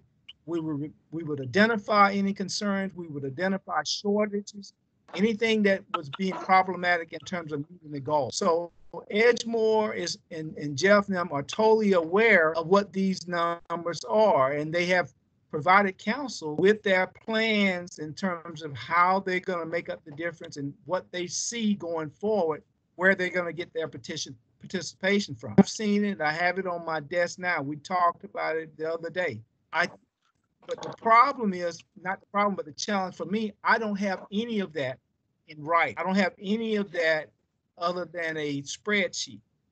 So I think, Philip, I think the real question here is, does the developer's plan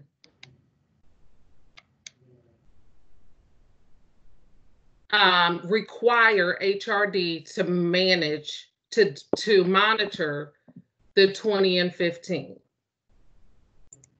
The plan requires us to monitor the entire project. I don't think it specifies that we should just monitor MWBE or we don't monitor the developer's pledge. It requires that we monitor the entire project.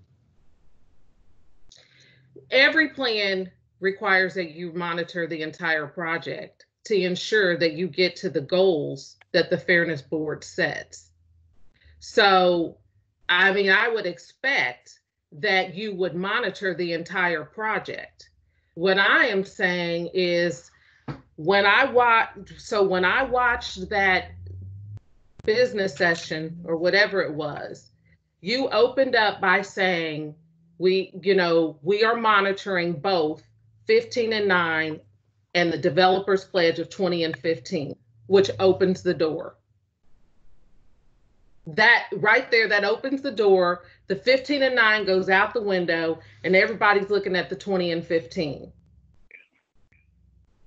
And our MBE ordinance says that the Fairness Board, MBE-WBE ordinance says that that HRD is responsible for monitoring, and these are my words, monitoring the projects, the goals of the projects that the Fairness Board sets.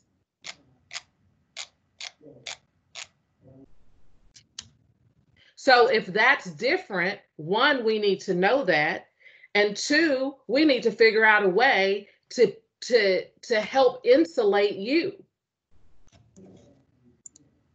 Are there CUPs you're holding that haven't been approved?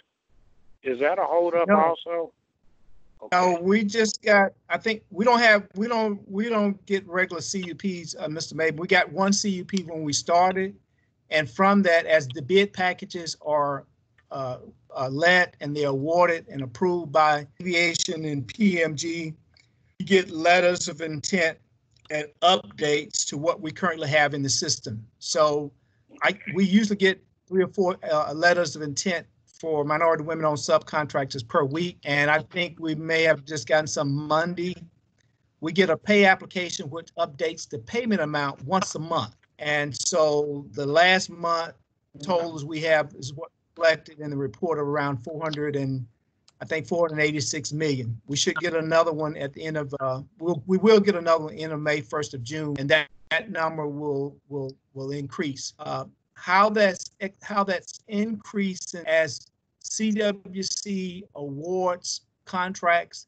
Those contracts are reviewed by Aviation and their owner's rep. Once they approve those are then put into the system, and that's when that number changes, the 480, the larger number, that's when it changes.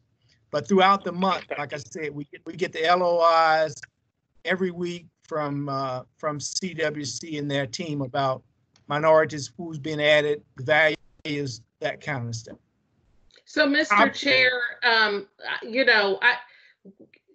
I think the other layer of this is the city has hired an owner's rep. That part of their responsibility is to monitor, above the 15 and 9. That owner's rep has not presented one time, has not been on many of the calls that have occurred. And by the way, the city's paying them, is contracted with them to the tune of $40 million. Payment back in. So, you know, it's my opinion that, you know, yes, HRD has a responsibility to monitor the 15 and 9, but the owner's rep has a responsibility to monitor and report back to the council on the progress of the airport up to and including above the 15 and 9 goals. So that's just for what it worth. I mean, it just seems to me that it's clumsy. It exposes HRD. It puts the program more at risk for us to continue to be going out talking about, you know, several sets of numbers. It Phillips under attack from both the council and community people. And it just seems to me that as a board, we need to take a stand. I had to do the voting. I don't know whose mic is not off, but we can hear you. I think it's Adrian. But it seems to me that the board needs to stand up. Otherwise, it's going to be 3 years of complete chaos.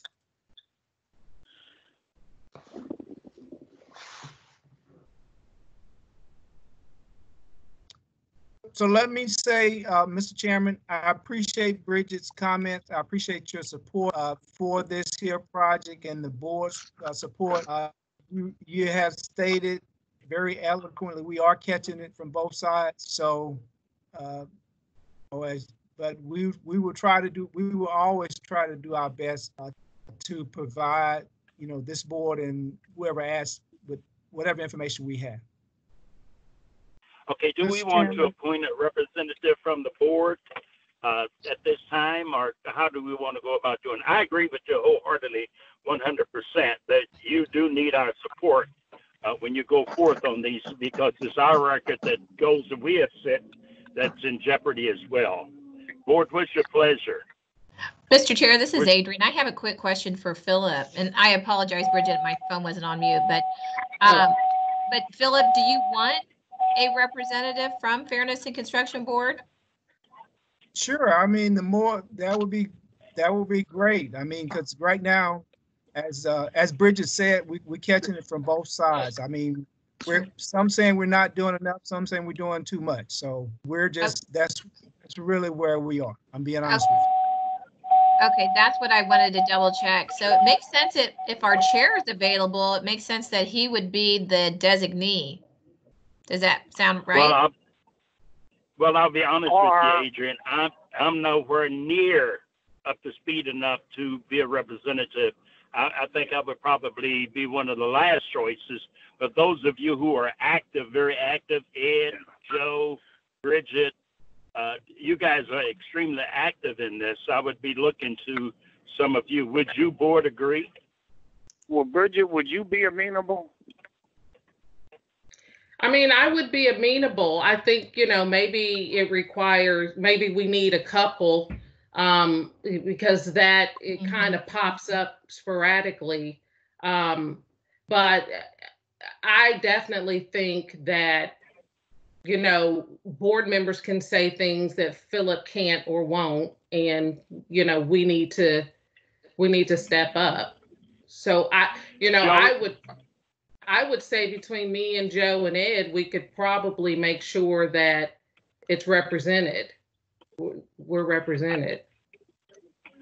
I agree. Joe, you're very articulate. You're up to speed. So are you, Ed and Bridget.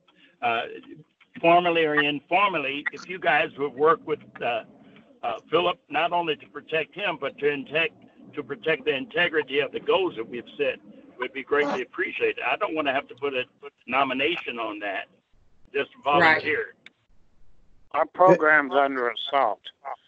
Just this morning at Labor Management, people are concerned about the same old stuff about us accepting the Missouri certification to speed it up. They just don't understand. Do you need a motion to that effect, Mr. Chairman? I think the chair can just appoint them. Okay. I don't see a need for an emotion, but I would go ahead. Go ahead, Bridge. No, go ahead. I'm sorry. Okay. So, I Ray, would are you just like to comfortable make. doing the appointment? I feel comfortable doing the appointment. Yes. Okay. And I think it would be decently and in order if you have to stand up and speak to say that you were appointed by the chair, by the board. So if we need to do it by vote, or if we need to do it by accepting the chairman's recommendation.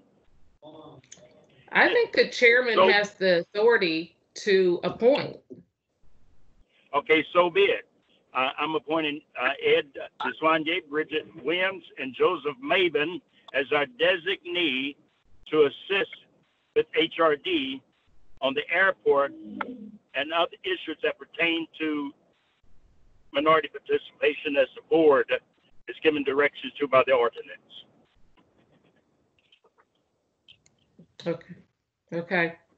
I think the other thing is, and Philip, I don't know if you were going to talk about this, but the program has been sued. So, yes. And what is the update on that? Right. So that was one of the issues I was going to talk about. I mentioned it to the board at the last meeting that we had been sued back in March. Staco Electric and Shaw Electric, they filed a lawsuit against the program. Our attorneys have met with their attorney last week, and I think they met with the attorneys and the judge last week. They have set a trial date, they're telling me, for October of 2021, but they're in what they call mediation or discovery right now, where they're just gathering information from both sides. So we have a laundry list of things that we're trying to pull together for our city attorneys in terms of, documents, reports, things of that nature. I think somebody has a phone. Okay, I don't know when this somebody in a mediation. trash truck backing up or something. It sounds like a backup alarm. I mean, that's the sound. I'm sorry to say, but that's me, and I'm driving in my truck, and I think that I might need to put my seatbelt on. Go ahead. I apologize. I will mute until I speak. Excuse me. Okay. So getting back to where I was saying, so right now, like I said, they met last week. They do have what they call a mediation coming up. I don't know when that mediation is going to take place. We have been asked to meet with the mayor and city council to kind of talk about this, and discuss a path forward, or just talk about what's going on with it. So we're going to give them an update tomorrow in terms, and what legal will give them an update tomorrow in terms of what is taking place. Right now, to my knowledge, they have not filed. When I say filed, the city has not filed any types of paper with the court other than we're trying to respond to the allegation and gather the information from our city attorney. So as soon as we hear where the council is headed, then I will come back to you all and let you all know what that looks like. And that will most likely be just like we would normally do. Just it may require that we have reconvene the local business enterprise committee, Bridget, that you was working and chairing on. So there may be some discussion about that here in the very near future. I see Mr. Loman shaking his head. So, but that's maybe where we are. I don't know for sure. But the goal is Dustin still on? I'm still here wrestling with my 2-year-old, but yeah, I'm listening. Hey, Dustin, is city legal handling this case? Yeah, so as Philip mentioned, we have 2 of our corporate litigators assigned to the case. Okay. The head of corporate litigation is serving in support, and then I'm kind of also there to fill in with any substantive questions that they have and to assist as well. So it's very heavily staffed. Our department's taking it very seriously. we know this is pretty critical, so we're throwing everything we can at it. So. Okay. Could I ask, please, isn't there boilerplate in the ordinance that says is any part of the ordinance is ruled out of conformance with law, that it doesn't nullify the other portions of the ordinance? Yeah, it's the very last section in that chapter. Okay. And this whole issue is revolving around size of a company, right? It's the personal net worth test. As you all will recall, we implemented it, didn't ultimately start it. Council passed legislation pushing back the date. And so that's kind of the stage one of the attack. And then they've also made comments that they're attacking the program as a whole. So as you all know, we feel very comfortable that we have a legally sound program with or without the personal net worth test. And so we're just working through the mechanics of everything now. And, it takes some time. As Philip mentioned, we're in the discovery phase now. We'll probably be working on this at least for a year and a half. So unless, somebody wises up and goes away. But that's kind of where we are, is very early stage in the litigation. And where was the filing made? Was it made in state court or federal court? We're in federal court at the Western District of Missouri. Okay. Very good. Thank you.